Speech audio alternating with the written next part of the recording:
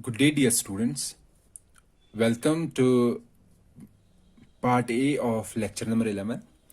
In lecture 10, we discussed about the sequential logic elements. We first go through the registers and we said that D flip-flops are used to make registers. And each D flip-flop is created using 16 transistors. Okay, so to design a memory, we said that we require a memory cell that should be made of lesser number of transistors to save the area and power. So for that purpose, we said that one kind of memory cell is based on inverted cross-coupled inverters, which we called an SRAM cell, and each SRAM cell is made of 6 transistors, and each SRAM cell can store one single bit. So after that, we discussed that how we can design a larger memory using SRAM cells, and one such design we discuss how to create 16 cross 8 memory. 16 cross 8 is, so this will be 2 raised power 4, 2 raised power 7, or we can say 128 bit memory. So 16 cross 8 means that each row stores 8 bits, okay, or we can say that we can retrieve 8 bits at a time, okay, and total number of rows is 16. So here we have 16 rows and each row contains 8 SRAM cells. Okay, now let's say address comes. Now address is 0011. So what is 0011? Since there are 16 rows, so that means we have to address uniquely 16 different locations. 16 different locations can be addressed using 4 bits. So let's say address comes 0011. 0011 is 3. Okay, so the decoder will convert these 4 bits into an output. That means it will choose word line 3. So it will activate word line 3 and the SRAM cell is connected to that word line will get activated. Okay, so if it wants to write data in those SRAM cells, what it will do, that let's suppose it activated this particular row of cells. Activated means these bit lines will be connected. The switch is connected. The switch is connected to these bit lines will be turned on. So these bit lines will be activated for this particular group of cells. Okay, so here we will have a write circuit. Write circuit. For each bit line, for a pair of bit lines, we will have a write circuit. Let's say we want to write 8 bits. 8 bits 0011 0011. Okay, we want to write these 8 bits in these 8 SRAM cells. So we will here this write circuit will write 0, this 0, then the next will write 0, the next one will write 1. Writing 0 means write circuit when write is 0, that means it will turn this bit line as 0 voltage and this bit line will be a positive voltage. So since this bit line is connected to this SRAM cell, all other cells, SRAM cells connected to this particular bit line will be disconnected because their switch will be in off mode. So this particular cell will get 0. Likewise, this particular cell will get 0, the third will get 1, and similarly other particular cells. So this is for writing data. So for writing data, each bit line is connected to a write circuit. So we have a write circuit here. A write circuit. Okay. Now let's say we want to read data.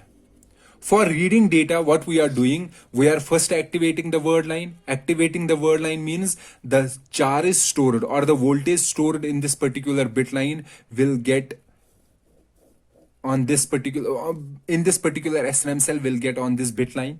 Okay, similarly on its complement form. So at the end, we will have a sense amplifier. Sense amplifier. Basically, what this sense amplifier does, it senses the voltage difference between these two bit lines. Okay, based on the difference, it amplifies that particular difference. Okay, so that it can clearly find out what the difference is, and based on this difference, it can determine whether this particular cell stores 1 or 0. So every bit line a combination of bit lines is connected to a sense amplifier. So we have a sense amplifier at the end.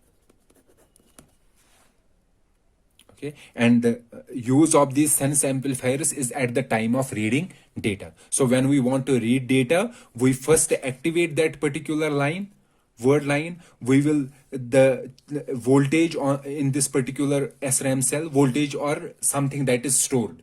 Basically we are storing the voltage. Okay, so that voltage stored, it gets onto these bit lines, and sense amplifier senses the difference between these two bit lines, and based on the difference it can determine what type of voltage is stored in this SRAM cell, whether we have stored 1 or 0. Okay, so the complete SRAM array, this is a complete SRAM array that stores 16 into 8 bits. Okay, 128 bit in this organization. This is called a memory organization. So 16 cross is the memory organization. So 16 are the rows and 8 is the number of cells that we can read together. Okay, so using the same procedure, same method, we can design larger we can design, for example, we have to design a larger memory organization. Here we are making 16 cross 8. Now for example, we have to create let's say we have to create a large memory. Let's say memory is 2 KB, small b it is 2 KB. Okay, for designing a 2 KB SRAM memory,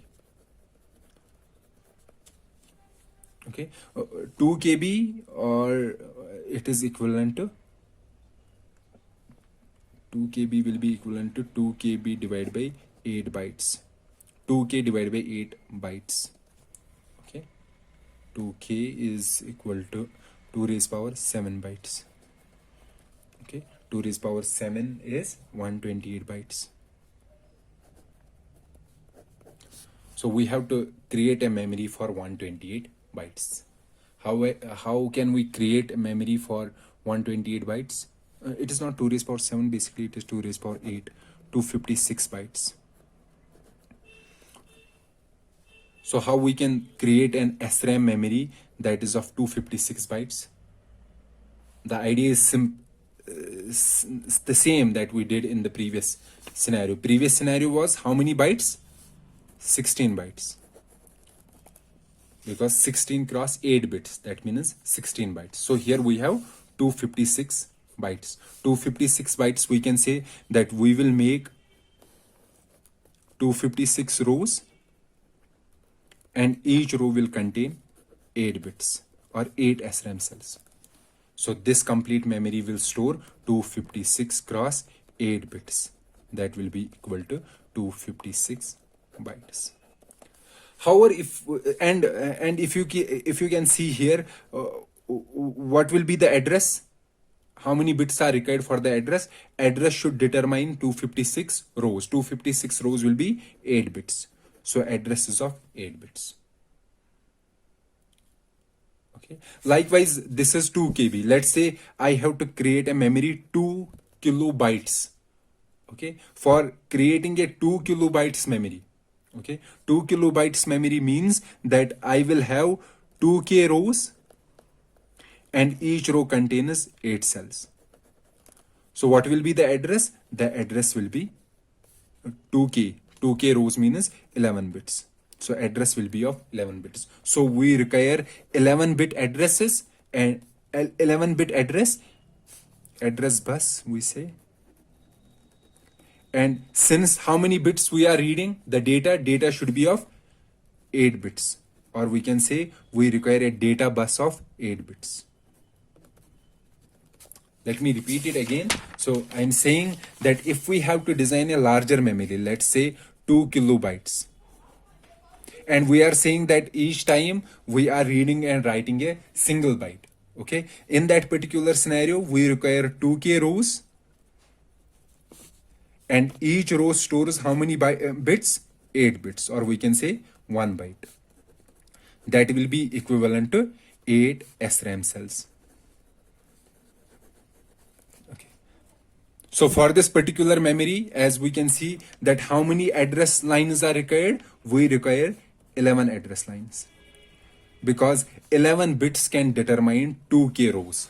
2k rows will be 2 into 2 raised power 10. It will be 2 raised power 11.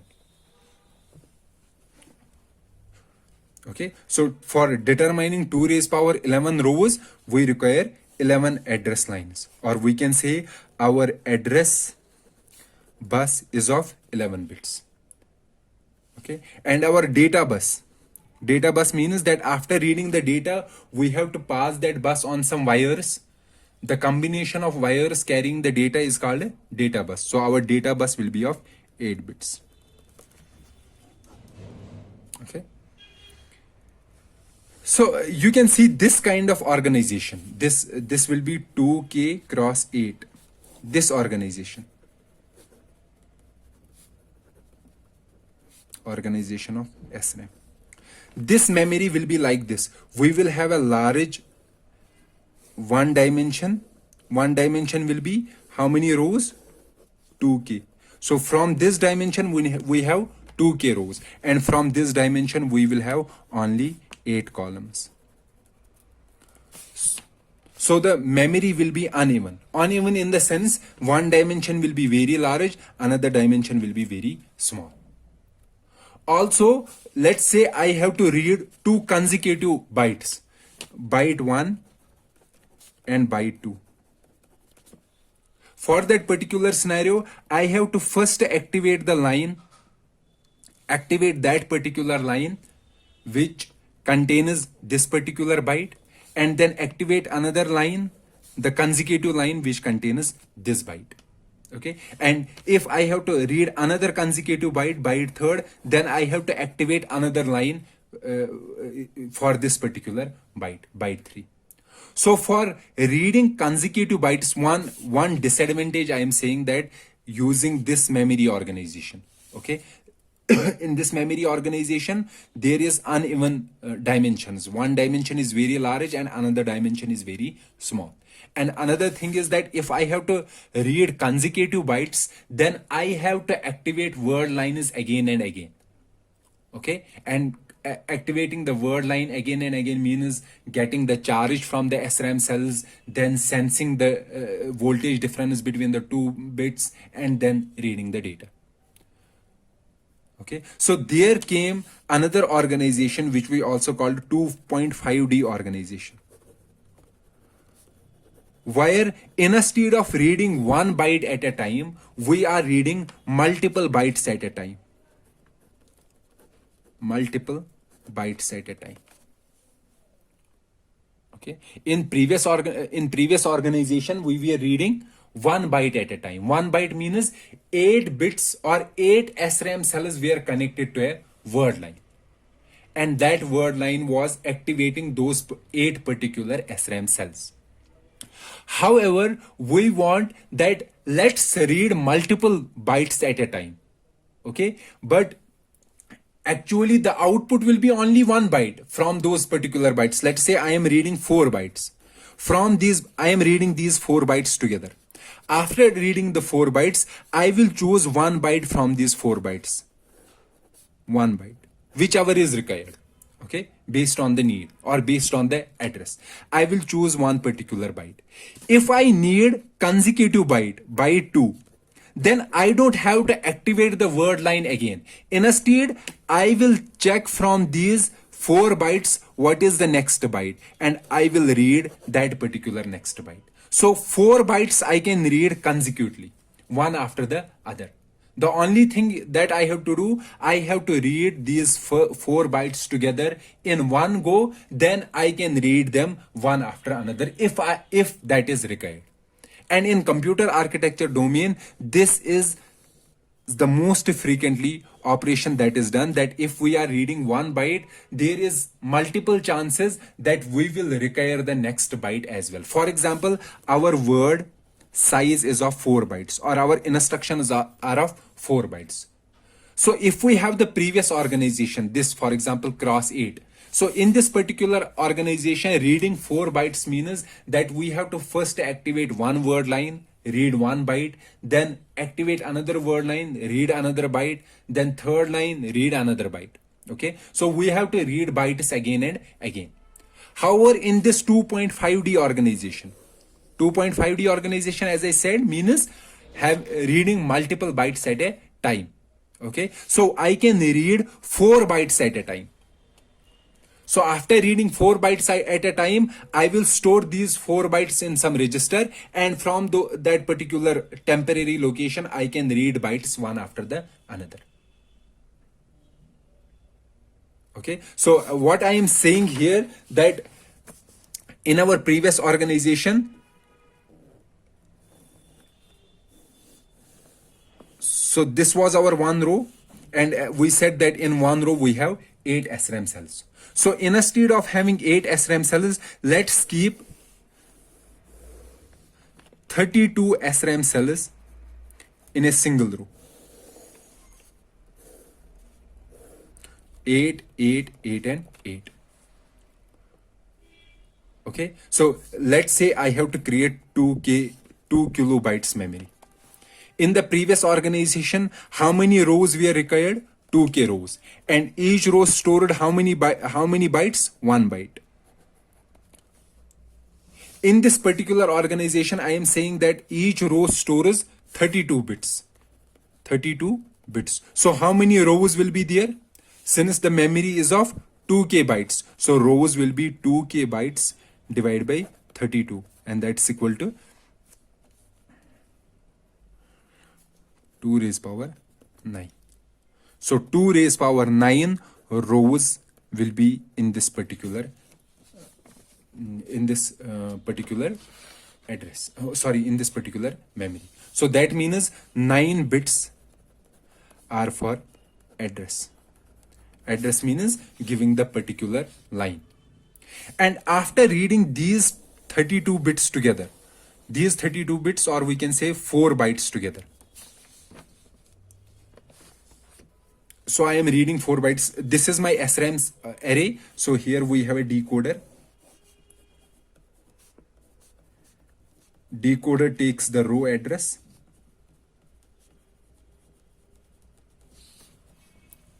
Okay, row address. So based on the row address, it chooses one of the rows. And each row contains how many bytes? 4 bytes. So these 4 bytes are read in this temporary location. 4 bytes. Okay, so all 4 bytes are here. Byte 1, byte 2, byte 3, byte 4. Now we want to send 1 byte at a time. So it is not necessary that we will require all the 4 bytes together. There are some scenarios where we will require only 1 byte. Okay, so let's say we require byte 1. Okay. So these 4 bytes will have its address. So this will be 00, 01, 10, 11. Okay. So for choosing the byte from the bytes that we are read from the memory, we then give a column address to this. So row address where here was choosing one of the row, but column address chooses one of the byte. Why it is called a column address? Because here if we divide this memory into bytes, so this will be 1 byte. One column is 1 byte, second byte, third byte, 4 byte. So every column here stores 8 SRAM cells. Okay, so we are getting the 4 bytes from 4 columns. Okay, and for choosing 1 byte from these 4 bytes, we require a column address. So column address is given to this particular structure, and based on the column address, we will determine one of the byte that is required. So we choose a subset of columns to read or write. So we can, if the column address is 01, that means we will read this particular byte and give this byte as an output, byte 2. Okay, so this organization is called 2.5D memory organization.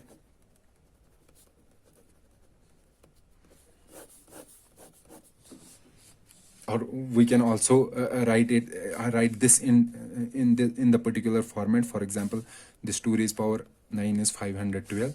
512 cross So inside we have 32 we can write 4 cross 8. 4 means there are 4 bytes we are reading at a time, and each byte is of 8 bits. We know that each column is of 8 bits. So using this particular organization, you can design larger we can say you can design larger memories. For example, let me give one example: 512 cross 8 cross 8. What is this organization? This organization says that we have 512 rows, and each row contains these amount of SRAM cells. So how many SRAM cells? 64 SRAM cells. So we can read 64 bits at a time. Okay, 64 bits means 8 bytes we are reading at a time. And reading 8 bytes, so from these 8 bytes we have to choose one particular byte, and from 8 bytes to choose one particular byte we will require how many bits? 3 bits. So column address will be 3 bits, okay, and row address will be 512 is 2 in raised power 9, that means 9 bits. So column address is 9 bits and row address is 9 bits and column address is 3 bits. Okay, so let me summarize this. So this is our SRAM cell, this is our SRAM array. Okay, so this SRAM array gets 2 addresses, or we can say it gets the address, this SRAM cell. Okay, let me write it here. This is my decoder, and this gets the address. So based on the address, this decoder chooses one of the rows. So this address can be either a row address or a column address. If it is a row address, then we have to choose one of the row from this SRAM array and read data in a temporary location. Okay, that means let's suppose it get X bytes. It read X bytes at a time. After row address, we will send on the same bus, we will send a column address. So first we were sending what? Row address.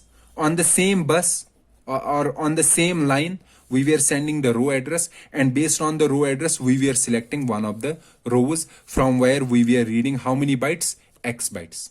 Now from these X bytes, we have to read 1 byte. And for reading one particular byte, we require what address? Column address. So on the same address line, we will send now the column address. The decoder will convert that column address and chooses one of the byte from these X bytes. So now decoder has to differentiate when it is receiving the row address and when it is receiving the column address. Because decoder doesn't know whether the address that is coming, whether that is a row address or a column address. So decoder differentiates between the row address and column address using 2 control signals. One control signal is called row address strobe,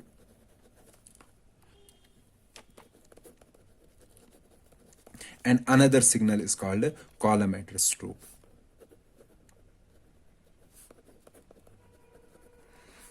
RAS, this is CAS. So these are the 2 control signals.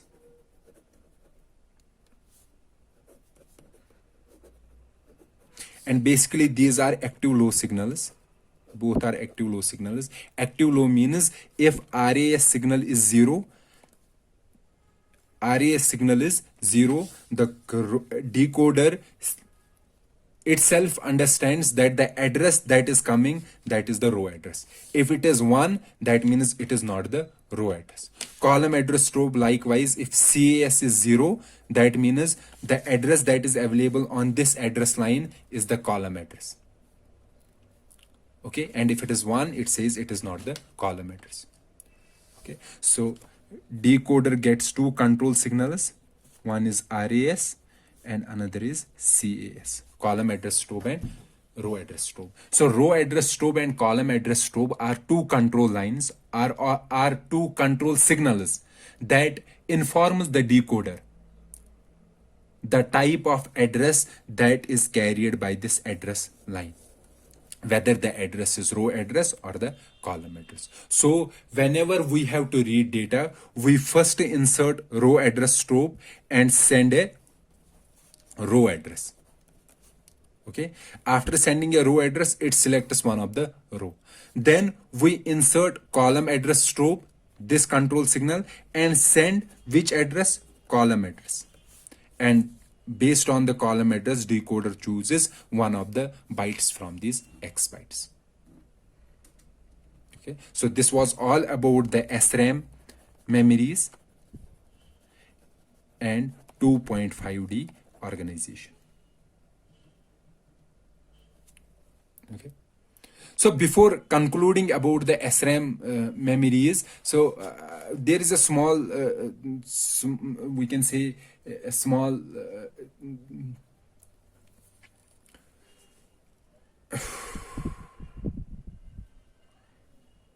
so before concluding SRAM memories, so let's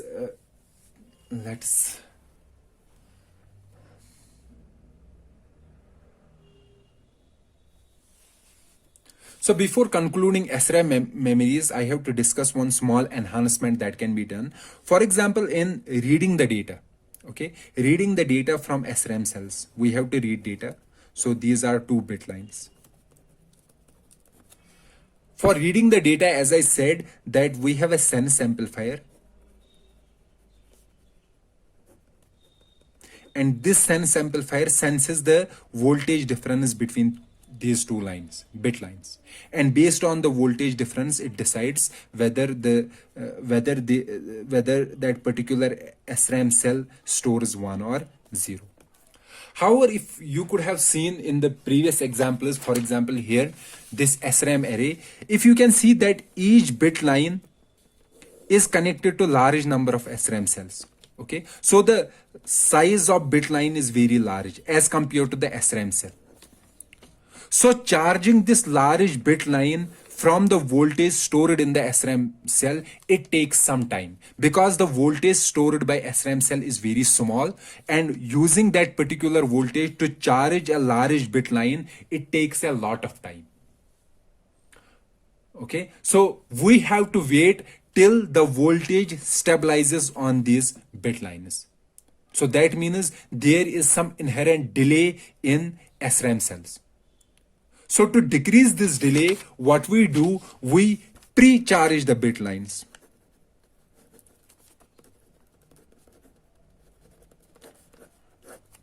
What is that meaning? That when we want to read data, before activating the lines, before activating that particular SRAM cell, okay, what we are doing, we are pre-charging bit line is this bit line as 0.5 volt and this as 0.5 volt. Both are 0.5 volt. This is pre-charging. Okay. After pre-charging, we are activating the line, activating the cell. Now this cell, if it contains positive voltage, that means it stores 1. This voltage will go up because this will add to this particular voltage, and this voltage will go down. Okay, so this SRAM cell is not required to charge the bit line by a large portion. By a small portion, it can increase its voltage and it can decrease the voltage of another bit line. And sense amplifier can clearly take these two voltages and compare the voltages and can find out whether it is storing 1 or 0. Okay, so pre-charging is one of the enhancements that is done to decrease the reading time from the SRAM arrays.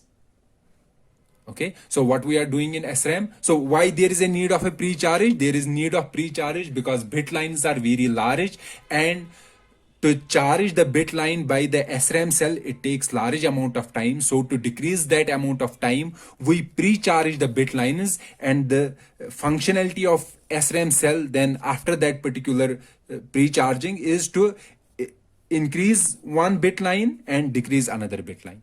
decrease the voltage on another bit line, and then sense amplifier can easily find out the difference between the two bit lines and can give us the output. Okay, so pre-charging circuits are also embedded in SRAM arrays. So this was all about the SRAMs, the different types of organizations that are possible using SRAMs, how we can create large memories using SRAMs, and why there is a need of row address strobe, column address strobe, and what is a row address, column address decoder. So these things I hope you have understood in great detail. So the next part of this particular lecture is to discuss another type of memory called DRAM.